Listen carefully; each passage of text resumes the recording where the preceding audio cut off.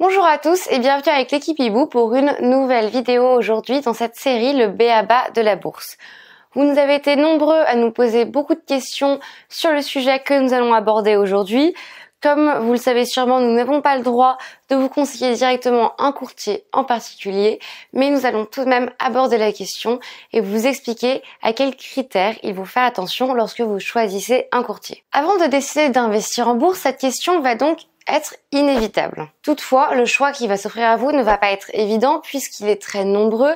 Il y a sur le marché une profusion de courtiers, que ce soit en ligne ou physique, et vous allez donc devoir faire un choix. Mais nous allons ici vous livrer les quelques critères qui peuvent vous guider dans ce choix. Tout d'abord, il va s'agir de déterminer votre profil d'investisseur.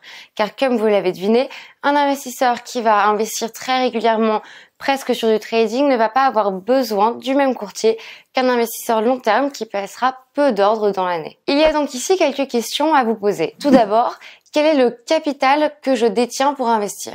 Ensuite, à quelle fréquence est-ce que je souhaite investir? Puis, est-ce que je souhaite investir court terme ou long terme? Et enfin, quel est le ciblage géographique de mes investissements sur le marché?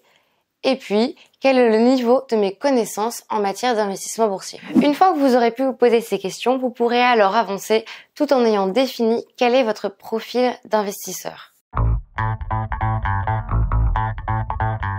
La première étape ici, pour trouver un courtier, va être de trouver un courtier fiable. C'est ici qu'il faudra faire particulièrement attention, car notamment sur Internet, avec l'essor de l'intérêt pour les marchés boursiers, eh bien beaucoup d'opportunités fleurissent un peu partout. Et elles peuvent souvent vous paraître trop belles. Généralement, elles le sont. Il faut faire attention et il faut bien le comprendre, les frais de courtage, aussi bas qu'ils puissent vous être proposés, ne sont pas le premier critère de choix. Les frais de courtage trop bas peuvent donc en général cacher un problème, ce soit des frais cachés autre part ou bien un site malhonnête.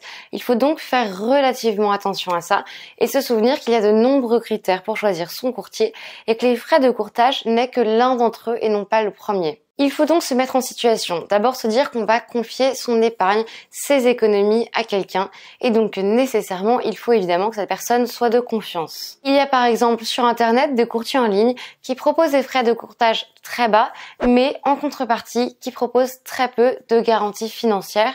Il faudra donc faire attention à éviter cela. Il y a donc quelques critères à évaluer vis-à-vis du courtier. Tout d'abord, sa situation géographique. Est-il établi dans un paradis fiscal ou bien a-t-il un bureau dans la ville où vous habitez peut-être? Ensuite, il s'agit donc de comprendre la solidité et la réputation du courtier, peut-être en parler autour de vous, voir si d'autres personnes le connaissent. Et enfin, il s'agit de regarder l'historique du courtier, depuis combien de temps est-il présent sur le marché, est-il reconnu par les autres institutions, et ainsi de suite. Il faudra ensuite évaluer les frais de courtage.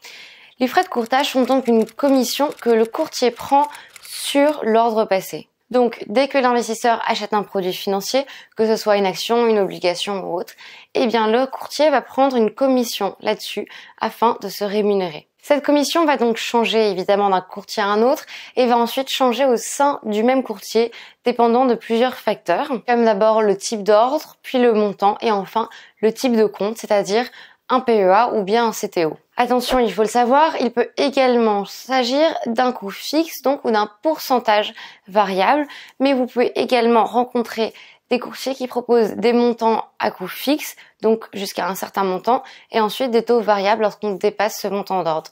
Faites donc bien attention à connaître les modalités du frais de courtage. Ici encore, il faudra faire attention, les frais de courtage sont les frais les plus évidents chez un courtier, mais il y a également d'autres frais qui peuvent souvent être cachés, auxquels vous devrez faire bien attention lorsque vous choisirez votre courtier. On peut notamment penser aux frais de garde, ou bien aux frais de transfert de dossier, enfin bon, il faut vraiment tout vérifier. Ici encore, afin de savoir quel type de droits de courtage peuvent vous correspondre, eh bien il faudra à nouveau regarder le type d'investisseur que vous êtes. C'est-à-dire que par exemple, un trader ou quelqu'un qui va investir de manière très fréquente aura tendance donc à réaliser de nombreuses opérations, plus petites peut-être en montant, et aura donc intérêt à prendre un courtier dont les frais de garde sont calculés sur les montants et non la fréquence des ordres.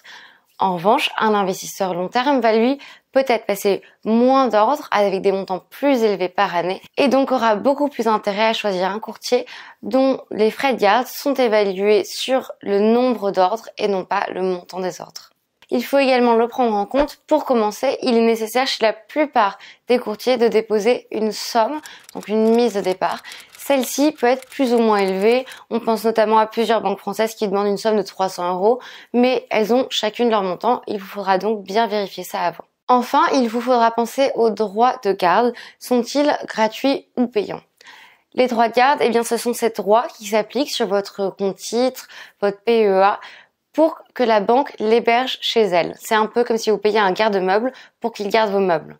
Vous devez payer donc une somme tous les années, tous les mois, ça dépend des banques, pour qu'on vous garde votre PEA ou votre compte titre bien à l'abri dans la banque. Beaucoup de courtiers en ligne vont donc proposer un droit de garde gratuit qui va en fait correspondre aux frais de tenue du compte.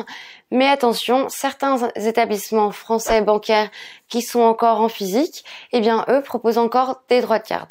Il faut également ne pas oublier les frais annexes qui peuvent donc s'imposer à vous, comme par exemple le frais de passer un ordre au téléphone et non en ligne, le frais d'un transfert de dossier, le frais d'une demande d'alerte sur votre compte titre ou votre PEA, et j'en passe encore.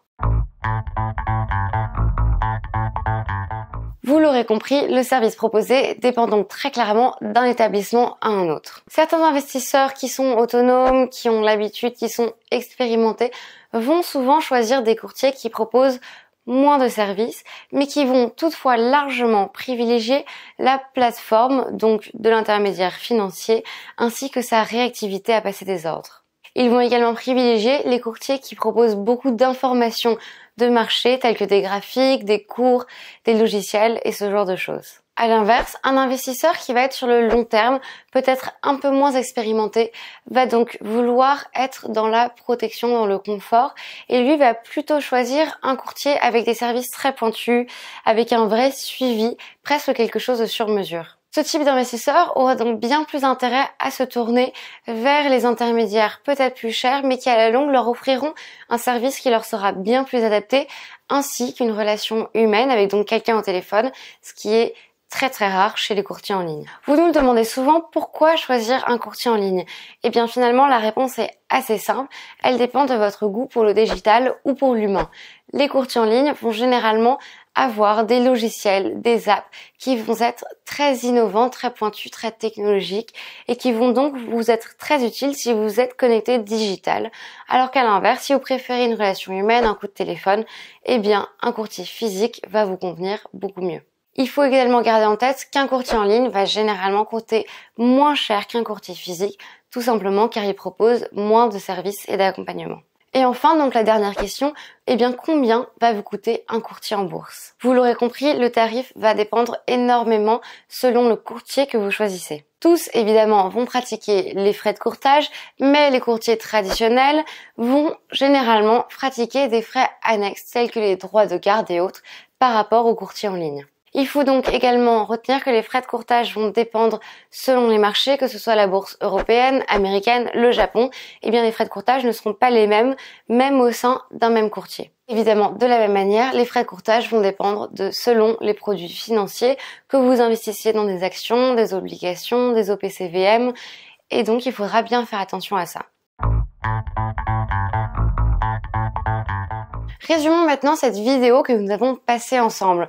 Vous l'aurez compris, il y a beaucoup de critères afin de choisir son courtier, mais nous allons vous les résumer ici pour plus de simplicité. Tout d'abord, regardez ce que le courtier propose. Et oui, tous les courtiers ne proposent pas l'accès à tous les marchés, ni à tous les produits financiers. Faites donc bien attention à cela, car une fois que vous passez par un courtier, s'il n'a pas l'accès au marché que vous souhaitez, eh bien ce sera très compliqué de trouver l'accès autrement. Ensuite, les outils. C'est-à-dire quelle plateforme propose votre courtier pour passer ses ordres, est-elle facile d'usage, facile de compréhension, quel logiciel de trading, quelle app ultra performante peut-il vous proposer? Eh bien, il faut se poser la question, est-ce que cela vous convient? Souhaitez-vous avoir beaucoup de digital ou bien avoir plutôt des outils simples et très pédagogiques? Regardez bien ça.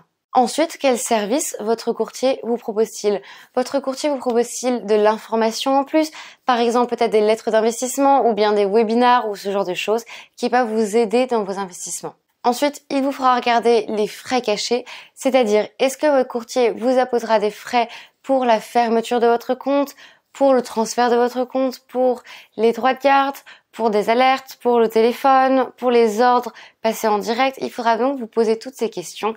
Quels frais cachés a votre courtier, mais également quels sont ses frais de courtage. Et c'est donc notre dernier point, les frais de courtage. Ce sera donc le dernier critère à regarder, car évidemment, comme je vous l'ai dit avant, il fait partie de l'ensemble et ça n'est pas le critère le plus important. Merci à tous d'avoir pris le temps de regarder cette vidéo avec nous aujourd'hui. Nous espérons avoir répondu à vos questions car vous avez été nombreux à nous poser des questions sur le courtier en bourse. Et donc n'hésitez pas si vous avez d'autres questions que nous pourrons adresser dans des futures vidéos. Merci et à très bientôt avec l'équipe Hibou.